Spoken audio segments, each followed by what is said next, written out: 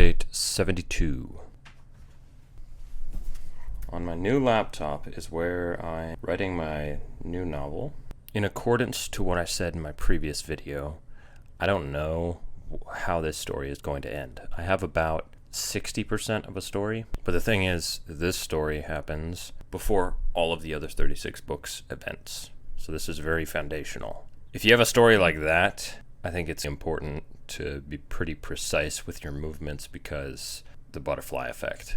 This story idea I've had for years, which means there was plenty of time for me to compile details, consider the story, turn it over in my head. In fact, I've written the story probably 3 or 4 times now.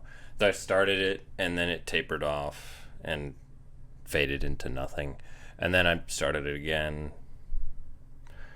And so it didn't really go anywhere. But in those startings, I created some memorable characters, which I really liked and stuck with. Some concepts, elements. For example, there are these things called trackers. And trackers are just humans with really heightened senses of smell, taste, hearing.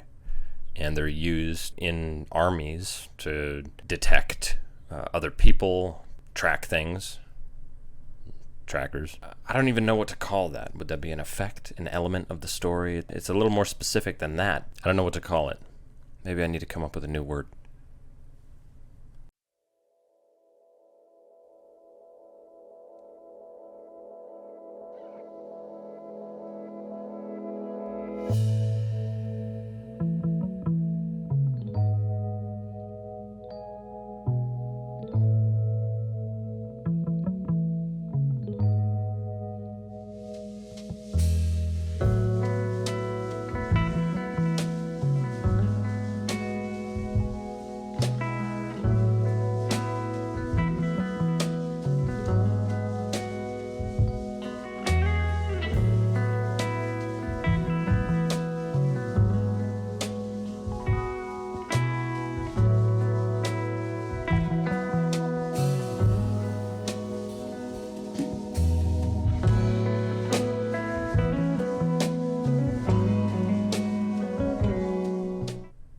So with this story, I've compiled all those kinds of different things. Here's what I know about the story. There's a main character, a princess from the 1800s. She's from a particular powerful bloodline. There's a character called the Woodwalker, who is kind of a legend in the forest that everybody just kind of talks about, who she eventually meets. There are griffins.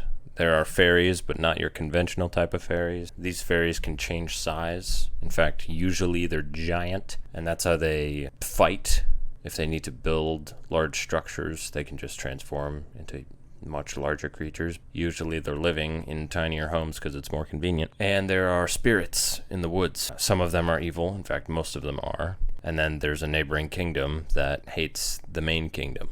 Aside from that, I don't really know what else there is. You know how in the Lord of the Rings there's always just poetry and stories? It really brings you into that world. I was watching Band of Brothers and they had the same thing. Some of you may know the Knight of the Bayonet. It was an event where accidentally one of the soldiers stabbed his own buddy in the dark because he didn't know whether or not it was a friend or a foe. They made this long, drawn-out rhyme of a story called The Knight of the Bayonet. And it wasn't anything like mind-blowing, but it was enough to bring you there. And so I've kind of been doing something similar to that, making up my own little stories and making them rhyme. I think that's an excellent exercise to write poetry, just to flex that creative muscle. So let me read you one. Andrew, I know you've already heard this one, but you're about to hear it again. It's called The Yeoman. There once was a yeoman, smart, tall, and proud, who buried his yeowife upon a blackened shroud.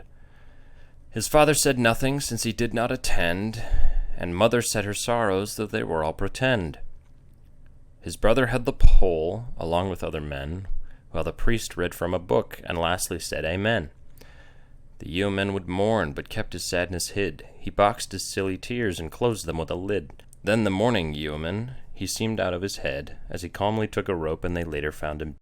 So those kinds of stories bring a particular aura to the book that regular words just can't do. There's no scientific way to really bring out that part of the world.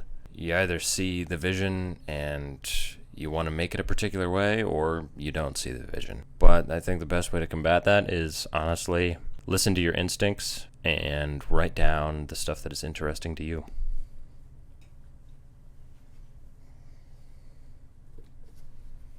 Pancakes? 1, 2, 3, 4, 5, 6, 7, 8, 9. I put down some words, not enough to be 1,000 still. Subscribers? No change. This has been Update 72.